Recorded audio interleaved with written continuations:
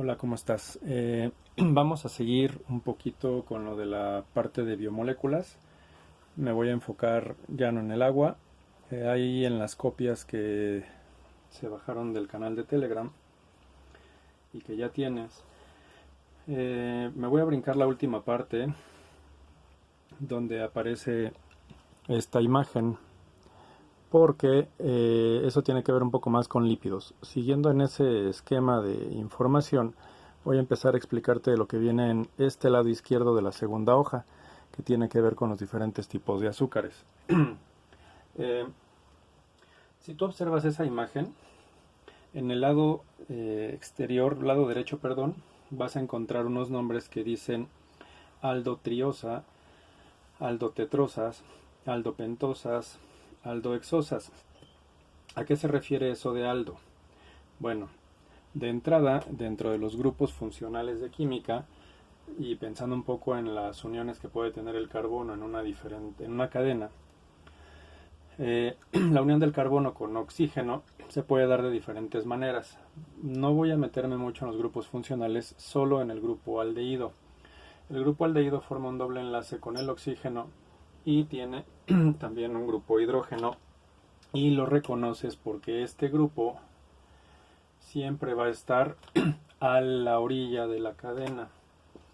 Si yo tuviera una cadena de muchos carbonos, este grupo aldehído, que en esas copias que tú tienes está representado simplemente con las siglas CHO, y luego viene una cadena de 3 carbonos, una cadena de 4 carbonos o una cadena de 5 carbonos, siempre este grupo aldehído va a estar a la orilla de la cadena, no importa si es la orilla superior o inferior, o izquierda o derecha, como la quieras colocar, en el carbono 1. Este carbono va a ser básicamente el carbono 1 de nuestra cadena. En el caso de los carbohidratos o de las azúcares, cuando se descubrieron, se notó que había una proporción en la que esas moléculas tenían un carbono, tenían 2 hidrógenos y tenían un átomo de oxígeno dentro de su estructura. Esa proporción se mantenía, era una proporción porcentual, entonces se decía que era un carbono unido a agua, por eso es el nombre de carbohidrato, aunque después se descubrió que esto no era así. Esa unión o esa proporción es debida a otra serie de factores, pero principalmente, por ejemplo, a estos grupos aldehídos y al otro grupo que también es famoso, que se conoce como grupo alcohol, en el que el oxígeno se une con un enlace al carbono y con otro enlace al hidrógeno. Este grupo alcohol está ocupando uno de los 4 posibles enlaces del carbono, este otro, este es el tercero, y el cuarto, en el caso de muchos de los carbohidratos, es otro hidrógeno. Entonces, lo que tú alcanzas a distinguir en ese esquema de la segunda hoja del archivo de biomoléculas es una estructura que se conoce como gliceraldehído. El gliceraldehído tiene 3 carbonos y esos 3 carbonos están unidos, si lo analizas, a un grupo aldehído. Lo puedes poner así o lo puedes poner hacia arriba, eso ahorita no importa para esta representación. El segundo carbono está unido a un grupo OH y a su respectivo hidrógeno para complementar los 4 enlaces que puede tener el carbono, y el último carbono es un carbono que está unido otra vez a otro grupo OH, y los 2 restantes enlaces también los tiene unidos a un hidrógeno. Esta última representación, o esto mismo, viéndolo de una manera diferente, significaría que el carbono 1 está unido al hidrógeno, al oxígeno, bueno, al grupo aldehído. El segundo carbono está unido a un grupo OH. Y el tercer carbono, perdón, y en este caso el último carbono, no es el tercero, bueno, sí es el tercero aquí, pero siempre en azúcares van a estar este primero y este último sin cambios. Entonces va a estar unido a un grupo OH y a sus otros 2 hidrógenos. Entonces, los puse? No, no los puse. Entonces tú ves esta representación como CH2OH. Esta es una fórmula semi desarrollada de esto. Aquí lo vas a encontrar en vez de ponerlo aquí. Bueno, ese sí lo voy a dejar así para que no haya tanto problema de que te hagas bolas. Ahora, ¿qué es lo que va a pasar? Cuando un gliceraldehído como este, que ya básicamente es una estructura base de alcohol, tiene 3 carbonos, se le dice aldo.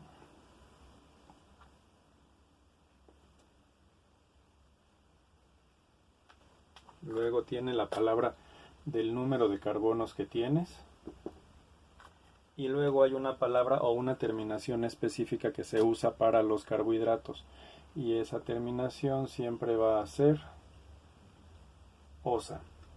Si tú te encuentras una palabra de una sustancia química que termina en osa, más o menos puedes revisar algunos de los nombres que están ahí. Te vas a dar cuenta que está la eritrosa, la treosa, gilosa, galactosa, ribosa, todos terminan en osa. Esta terminación es especial para los carbohidratos. Ahora, ¿qué es lo que sucede? Esta es una triosa. Si yo quiero agregarle un carbono más, hay una serie de reacciones químicas, no te las voy a explicar aquí para no alargar tanto esto, pero yo voy a agregar un cuarto carbono. Cuando yo agrego un cuarto carbono, esta partícula se va a llamar ahora aldotetrosa, porque ahora va a tener 4 carbonos. Pero ¿en dónde se agrega ese nuevo carbono? Ese nuevo carbono va a agregarse justo aquí. Es decir, que este enlace básicamente va a incluir un nuevo carbono y todo el resto se va a ir recorriendo. Ahora, ¿cómo quedaría esta nueva molécula? Pues quedaría con su grupo aldehído al inicio. Va a quedar con... Voy a cambiar el color para que corresponda con lo de las copias, pero voy a agregar un nuevo carbono que va a tener, por ejemplo, un grupo OH y su respectivo hidrógeno. Este, que era el segundo carbono, se va a convertir ahora en el tercero, con el OH del mismo lado a la derecha y el otro a la izquierda. El último grupo, el último carbono, va a seguir estando más o menos con la misma configuración. Si tú te das cuenta, cuando empiezan las tetrosas, del lado izquierdo tienes a la eritrosa. Está esta representación, pero existe una segunda representación del lado derecho, la que se llama treosa, que tiene estos dos enlaces básicamente invertidos. Tú ves del lado izquierdo el OH y del lado derecho el hidrógeno. Eso se representaría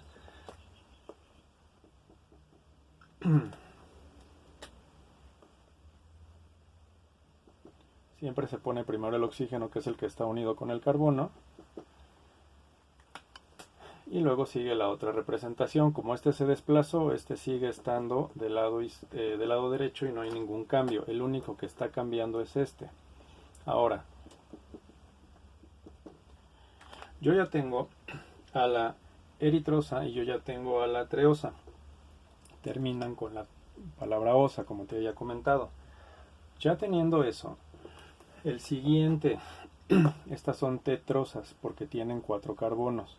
Si yo voy a agregar un quinto carbono, ese quinto carbono, bueno, un carbono más, va a entrar otra vez en segundo lugar. ¿Qué es lo que va a suceder? Voy a borrarlas del lado derecho.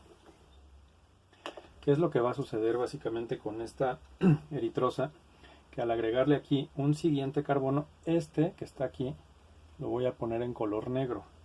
Voy a tener ahora mi grupo aldehído que va a tener una unión hacia el nuevo carbono que va a entrar. Este de aquí va a ser,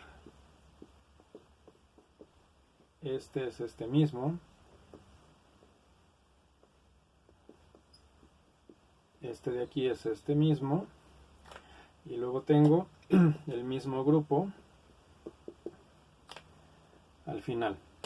¿Qué voy a agregar? Voy a agregar aquí otro. Y va a volver a pasar exactamente lo mismo. Se van a recorrer y voy a tener uno a la derecha y otro a la izquierda.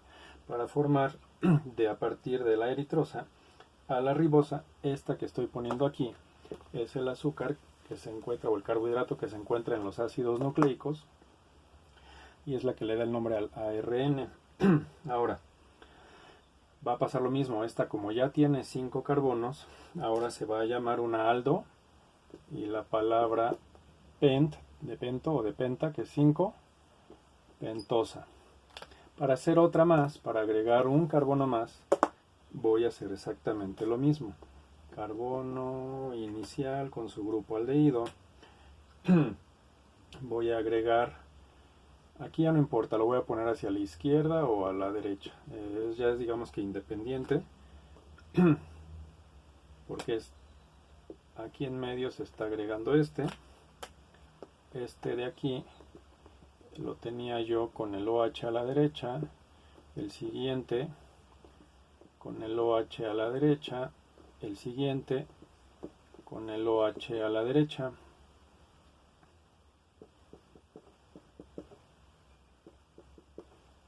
Y el último se sigue manteniendo. Esto de acá ya es una hexosa. Si tú revisas en la tabla, este que está aquí ahora se llama altrosa. ¿Qué va a pasar? Básicamente estos azúcares van a tener un cambio conformacional, no están flotando nada más así. ¿A qué me refiero con cambio conformacional? Que se van a empezar a torcer las moléculas, y eso tiene que ver mucho con la representación que se hace de la fórmula taquigráfica. Si yo tengo una cadena de carbonos, y en este caso estoy poniendo 5, en unas representaciones químicas de taquigrafía, se puede relacionar esto con una especie de línea zigzag. Este es mi carbono 1, carbono 2, 3, 4 y 5. Aquí va el 1, aquí va el 2, aquí va el 3, aquí va el 4 y aquí va el 5. Esto es exactamente lo mismo que esto. Pero el carbono tiene una estructura que ustedes ubican como estructura tridimensional o como de la base tetraédrica. ¿Qué estoy haciendo aquí? Un enlace apunta en este plano hacia arriba, estos dos apuntan hacia enfrente y hacia afuera. Lo quiero representar de alguna manera, pero no me sale. Hasta ahorita vamos así. Este es el azul, este es el rojo y este es el verde.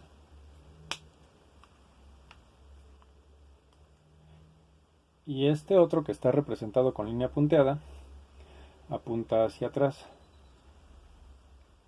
Digo que no me sale, pero bueno, ahí más o menos.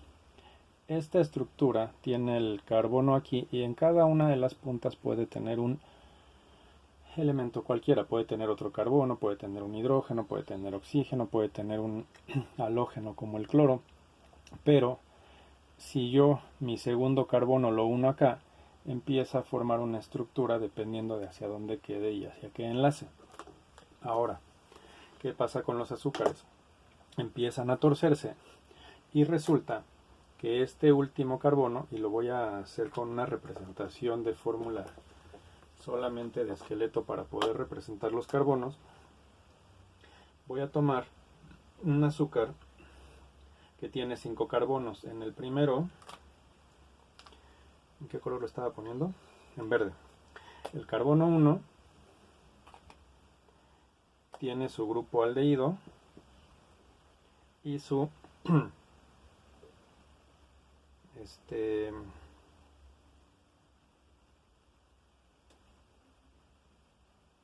bueno, no, aquí hay un asunto. Bueno, sí, pero no. Es que hay algunos azúcares que tienen el doble enlace en el segundo carbono. Ahorita no me voy a meter en eso ahorita, pero bueno, la representación. ¿Qué está pasando aquí? Que el oxígeno del grupo básicamente se va a unir al carbono 1. Los carbonos intermedios serán con negro. Carbono 2, carbono 3, carbono 4. Aquí se hace una unión y el carbono 5 que estaba con azul queda por acá. Si yo remarco estos carbonos y yo digo que lo que estaba a la derecha en el otro grupo, bueno, está formando esto, voy a tener que el OH está aquí y el otro está hacia acá. ¿Qué hace eso? Que esta estructura, pensando un poquito en esto de aquí, yo tengo mi carbono 1 unido hacia allá, el carbono 3 unido hacia acá, el hidrógeno está hacia arriba y el OH está hacia abajo. Esta conformación no puede girar mucho, la molécula digamos que se queda un poco torcida.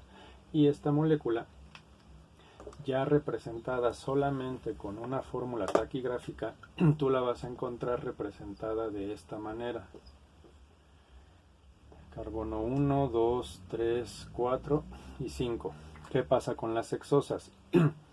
Las hexosas tienen exactamente lo mismo. La representación es a partir de ese oxígeno, el carbono 1, 2, 3, 4, 5 y hacia arriba queda el carbono 6. Esta figurita parece que te está saludando. Esta otra también te está saludando. Esto es una hexosa, esta es una pentosa. Ahora,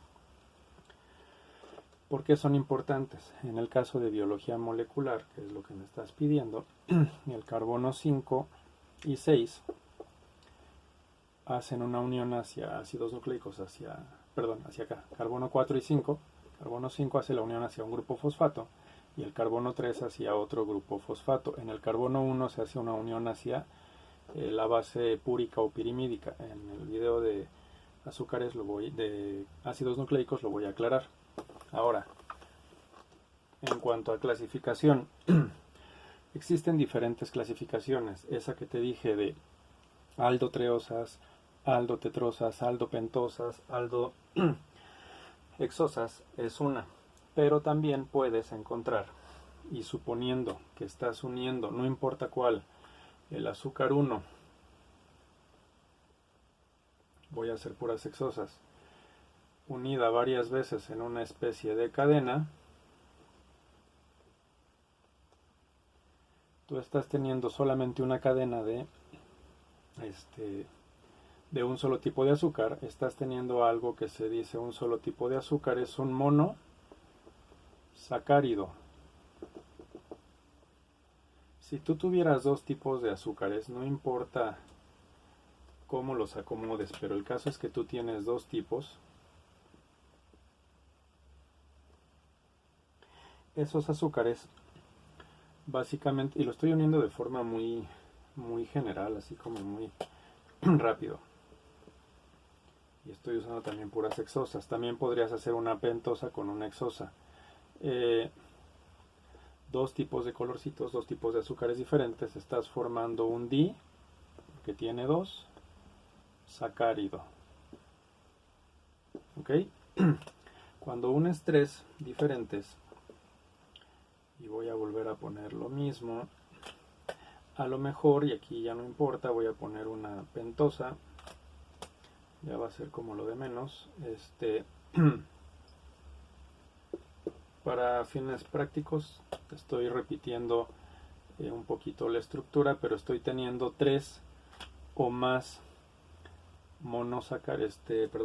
azúcares diferentes en una sola cadena, y a esto se le va a llamar, no quería poner otro color, poli, que significa muchos,